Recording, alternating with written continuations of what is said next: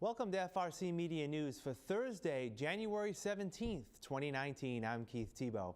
Tonight we've got the latest on the recall election in Fall River. With snow in the forecast, we update you on the city's plan to tackle snow cleanup. And we get a take on what State Representative Carol Fiola would like to tackle now that the legislators are back to work on Beacon Hill. But first, let's check in with some of these news headlines of the week. We bring in the editor-in-chief of the Fall River Herald News, Lynn Sullivan. Lynn, welcome back. How are you? Thank you. I'm good. Let's get right to the recall. It's funny how things moved very quickly. Last week at this time, I believe there were only about 5 or 6 candidates who had indicated that they were interested in running for mayor in the recall election. As of right now, and for those of you who are watching on television later on this evening, we're recording our show a few hours before the end of the deadline. Right now, that number is up to 11. Is that correct, Lynn, in terms of candidates? That's what it looks like for me, yeah. But, I mean, obviously we'll have Joe get up there at 5 o'clock just to double check and see, if anybody else, a last-minute candidate comes through. I don't know. Yeah, last week, there were a number of candidates. When we spoke last week, some of the candidates who appeared to be a little more well-known to people in Fall River were, of course, the mayor, Paul Coogan, and Kyle Rowley. Last Friday, former City Councilor Dan Rigo took out nomination papers, as did current City Councilor Joseph Camara. There have been a number of other people. I invite you to visit our FRC Media News website or the Herald News website. There's up-to-date lists there. One of the things we did find out yesterday, we reported on FRC Media News that former City Councilor Dan Rigo has decided that he will not run. He told Don Amata it was because of personal issues. So as of right now, the maximum could be 10. So we'll have to see what happens, right, Lynn? Yep. See how many actually return the signatures, so we'll see. Yeah, there's still a process. They have to return the signatures by Tuesday, the 22nd, and then those signatures need to be certified and their papers filed. So we will see what happens. Earlier this week, Lynn, in the paper, you mentioned that there is still a possibility that maybe former Mayor Sam Sutter may come forward. So we still have no official word on that, do we? No. All we've heard are rumors. So a lot of rumors out there this time of the year. Yeah. But definitely by this time tomorrow, we'll know who at least took out papers and need to return them by next week. And we'll continue to have more on the recall, of course, up until the day on March the 12th. Sad story from last week, Lynn, the passing away of a young 11-year-old student at the Fonseca Elementary School. And that has sparked discussion on an initiative that will be taking place next week to discuss the issue of bullying within the city of Fall River. What do you know about what that initiative will entail? Well, I think it's important to note, and Superintendent Malone really wanted to make this point, we are not saying, nor is he saying, nor is anybody saying, except for possibly rumors that you hear, that bullying had anything to do with this young man's death. This death was tragic, and often in tragedy, people speak out about other, terrible things that are happening, going on. And one of the things that a lot of parents and others are commenting on social media, and they've called into the paper and whatnot, are concerns that there's a lot of bullying that goes on in the schools, not just Fonseca, all the schools, and not just Fall River, all the towns. So that's what we're hearing. So it's one of those things. Often, the bad news gets sort of the biggest voice, so we just want to see, and I think this is what the superintendent and Mr. Aubin also are trying to see, just exactly how big of a problem is this? Is it a big problem? Is it, what can they do to sort of proactively address this issue? So it sounds like they've developed this idea to have a meeting next week, January 23rd, and then they'll go, they're inviting all of the schools, I guess, to this planning meeting where they'll discuss next steps and see what we can do as a city, as a district, all of the schools in the city, and just see what they can do to tackle this issue. Yeah, and you mentioned it's not just a Fall River problem or even a Massachusetts problem; it's a national problem in terms of students being bullied. And may have been a little different when we were in school, Lynn, but it's definitely now a little more heightened, I believe, with the use of social media. and just the use of technology where, the bullying, maybe when you and I were in school, were just limited to what happened in the school. Now a lot of it has a lot of external forces around with it, that the bullying is not just within a couple of students. It could be broader to that social network, if you will. So. Absolutely. Yeah. And it sounds like, with phones, and I mean, even young children have phones, nicer phones than mine, but they can't escape it. Yeah. Where you and I would just, if something terrible was happening at school, we would just go home and we were fine, we were safe with our parents. Yeah. But now, I mean, it just follows them home. It's like there's no break from it if somebody's, bullying them. So it's difficult in today's world. Yeah, absolutely. So we'll continue to follow that as well. Recreational marijuana and the sale of it will be coming to Fall River beginning this Sunday, as Northeast Alternatives has gotten permission officially to begin selling marijuana products to all adults. And this was somewhat a fait accompli. We know it was going to happen. The state has been issuing these permissions on a rotating basis as they come across based on their criteria. I believe this will be, the 8th company in Massachusetts that will be providing this, the first in Fall River. But it's not going to be just as easy as people going to the location on Canning Boulevard. Will it? They've got some sort of process where people can get their marijuana. Is that correct? Yeah, they do, and I'm thinking that this is in response to, I mean, I think we've seen some of the others that have opened up across the state. There have been, these huge lines and lots of traffic and all these other issues, so it sounds like this is pretty tech savvy.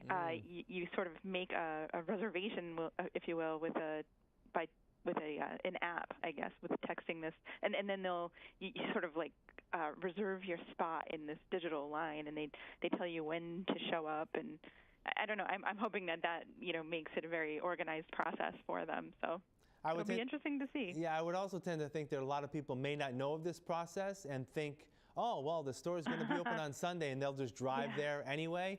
And do you know if this is something that they're going to continue to do until there's less of a demand, if you will, or is this something that is just a trial process, or are they going to continue this queue, if you will, online queue or texting queue for the foreseeable future? Do you know that? I don't know if this is something they'll just automatically keep. I guess like any business, you sort of reassess every few weeks or so and see what's working, what's not working, and just see if they'll continue with it. But I mean, it would be interesting a little bit on Sunday too, because I know the weather's a little unstable. Right. I don't know if that will impact business at all, but we'll have to wait and see. And of course, close enough to Rhode Island where they may get some people coming from over the border to partake in their business. But the Fall River's first legalized marijuana product sales will happen beginning on Sunday.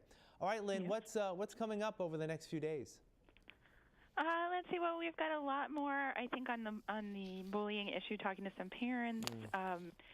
A little bit on school crossing safety after those 2 young girls were hit in a crosswalk with a crossing guard right there. That's so tragic. Thank God they weren't, hurt worse. But it's tough these days. You got to be careful driving and with texting and everything. So and then we've got obviously some more on the recall and following those efforts and looking into some campaign finance reports and whatnot. So. Sounds good. All right, Lynn, thanks a lot. We'll talk again soon. Take care. Okay, thank you. Bye-bye. We'll have more FRC Media News after this. Here are some job descriptions on the latest hot jobs list from the MassHire Fall River Career Center. On-site medical representative. Amazon, located at 1180 Innovation Way, is in need of a full-time on-site medical representative to serve as the site's designated first aid provider in the warehouse, coordinating and implementing the Amazon Global Safety Program. Job number 11614855. Administrative assistant. Maxon Precision Motors, located at 101 Waldron Road, has an immediate need for a full-time administrative assistant to provide administrative support to multiple departments by conducting research, preparing statistical reports, handling information requests, and scheduling meetings. Job number 11614547. Holiday delivery driver, fruit expert. Edible Arrangements, located at 101 President Avenue, is looking for a part-time holiday delivery driver fruit expert to work in-store preparing fruit arrangements and delivering to customers. Job number 116-16930. Blount Fine Foods, located at 630 Current Road, is looking to fulfill the following full and part-time positions. Data Entry Clerk, job number 116-17406. Material Handling Staff, job number 116-17552. Quality Assurance Technician, job number 116-17551. Accounts Payable Coordinator, job number 116-17404. For more information on these or other positions, visit masshirejobquest.detma.org or call the MassHire Fall River Career Center at 508-730-5000. The National Weather Service is predicting a major snowstorm for Massachusetts over this long holiday weekend. While the South Coast is not expected to get as hard hit as other regions of Massachusetts, Fall River could receive up to 6 inches of snow. Whatever the case, the city of Fall River is prepared. We start a few months in advance, making sure that all of our equipment is up to par in-house, and then we start with soliciting for private vendors. We have about 150 to 200 private vendors available to us, so it's a little uptick from last year, which we're comfortable with and happy about. And we just have to wait for Mother Nature to take her shot at us, and then we're going to do whatever we have to do to make sure the streets stay clear. There's a formula that we use. Now it's pretty consistent over the years, and we feel it works well, so we're going to stick to that. What's the budget amount this year? Budget amount is always significantly lower than what we spend, so I believe we have $375,000 or $400,000 scheduled for snow removal costs. We know we'll overrun that, but fortunately for us and other communities, snow removal is one of the very few accounts that you can deficit spend and overspend in and carry into the next fiscal year. So we anticipate that happening again, but we've been able in the last couple of years to cover that cost within the operating budget the following year, so we're not dragging it out too long. When you do the formula, is there certain areas that you clean up first? Well, we always have to pay attention to the hills. The hills and the mains are our most important roadways to take care of. Obviously, the hills present a huge safety factor for the residents trying to travel those hills. If you live on a hill, you know what I'm speaking about. And the main roadways are just as important because you need to start with those so that people can get around. Some of the side streets might be a little sketchy, but if you know you can get yourself to a main roadway and get where you need to be, I think that's the most important piece. And the vendors themselves, do they have their own insurance? They do, absolutely. Something that's changed in the last couple of years is we've required that there be additional language in there to protect the city, added as an additional insured. So all of our vendors have always been insured, but with that language, we make it clear that the city won't be liable for any damages that occur from a private vendor while they're working for us. Now that Massachusetts legislators are back at work at the State House, they're gearing up to discuss major concerns facing the Commonwealth's 351 cities and towns. FRCMedia News caught up recently with State Representative Carol Fiola. We're all ready to go. We're waiting for some committee assignments, bill filing as well. That will take place on Friday, January 17th, where we formally will file all of our bills. We'll expect almost 5,000 of them probably will be filed to take us through the 2-year session of the cycle of this legislative session. So once committee assignments are made, soon after that, the bills will be assigned to committees and we'll be actively working on them. One of the key bills that I will be working on, along with my colleagues, will be on the education foundation funding formula. We've started to work on that over the last 2 sessions, this past one and the one before, making some adjustments. It's anticipated that in order to bring that funding level to where it should be in today's day and age, it would take upwards of about $1.5 billion extra dollars a year. That's the twist here of how we are going to be able to add that much money to the budget. But more importantly, we're all on board that something has to be done, something more. And as I said, we began with dealing with healthcare costs for the educators, and now we're looking at special ed and English language learners. Those are really where these costs have grown substantially to where we need to look at those, how we're going to do that. As we reported last week, the Fall River City Council formed a task force to consider changing the city charter to allow a city manager form of government with an elected mayor serving in a more ceremonial role. City Councilor Stephen Camara is the chair of the task force and says the other members of the committee bring unique perspectives. Just outstanding choices. I'm really happy that they all agreed to serve. Kevin Aguiar, of course, former state legislator, can assist us in understanding that process. He's also a member of the school committee. Kathy Ann Viveris, a longtime city administrator, has been involved with many different mayors over her tenure, former city councilor. She's the other public employee, if you will. So the three of us are the public side, if you will, employees. The other four are citizens at large. Carl Hetzler, very noted, appreciated businessman in the community. Judy Conrad, very active in the Democratic Party. Carl, a Republican, and Judy a Democrat, so we try to do a little partisan balance. Gloria Sadler, former vice president, I believe, at Bristol Community College, lives in the Flint, a homeowner, a woman of color, an African-American woman, I think brings a perspective I think that's very important. And then finally, Michael Quinn. Michael Quinn was on the Charter Commission originally. He's a businessman, works for Barumco, I believe is the name of the company, the Tillotson Rubber Company, a businessman again. Also someone who knows the history of this process through the Charter Commission. Again, this task force will be exploring a potential change in the charter with the possibility that any changes could be before the voting public as early as this November's city election. The Fall River Public Library is reminding residents that the North Main Street location has a bookstore. So if you don't want to check out a book, you can buy one at an affordable price. The Friends of the Library have a bookstore located on the mezzanine area of the main library. It's completely run by volunteers. Most of them are members of the Friends of the Library. Fran Racklin is the president of the Friends, and she coordinates all the books that go out on the display. It's very well organized. All the books are marked. Paperbacks are $1. Some of the trade books are 50 cents. Hardcovers are $1. So it's very affordable. There's also DVDs up there, music, books on tape, books on cassette.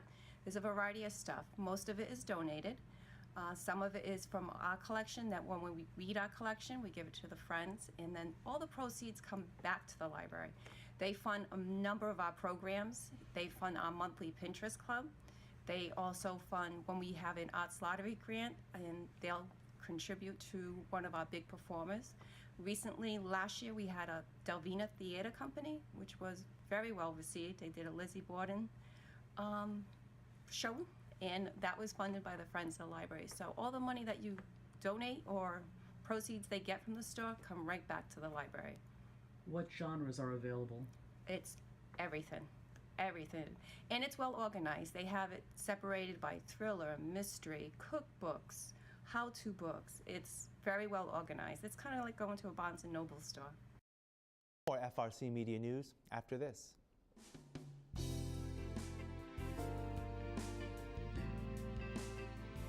So today on Hot Dogs and Cool Cats we have Pudge. He is a around 5 or 6-year-old boxer pit mix. He is super sweet, super energetic, and he is also very, very smart. Pudge is one of our special cases, and he's kind of our staff favorite. Sit. Super smart boy. He'll sit for hours if need be. He loves to play, he loves toys, he loves to walk, he loves car rides, name it, he loves it. We actually have a special on Pudge. An anonymous donor has paid for his adoption fee. So Pudge can go home pretty much free to anyone willing to take him on. Super sweet, super smart. He'd be the best dog to train to do anything, and he'll be your best buddy for life. He is a boxer pit mix, around 5-6 years old, and unfortunately he is celebrating his 1-year anniversary here at Forever Paws on January 15th. So if you'd like to meet Pudge or any of our other adoptable animals, cats, dogs, rats, bunnies, feel free to come pay us a visit. Hi, welcome to Hot Dogs and Cool Cats. Today we have Sheba. Sheba is a 1-year-old English Lop. She loves to be pet. She likes fruits and vegetables, absolutely loves bananas. When she plays around, she hops and does the Happy Bunny dance. She would do great in a home, possibly with another female bunny for a companion. Definitely does well with kids. She's an all-around good girl. So if you want to meet Sheba, come on down to 300 Linwood Street, Fall River at Forever Paws, and give this beautiful little girl a forever home.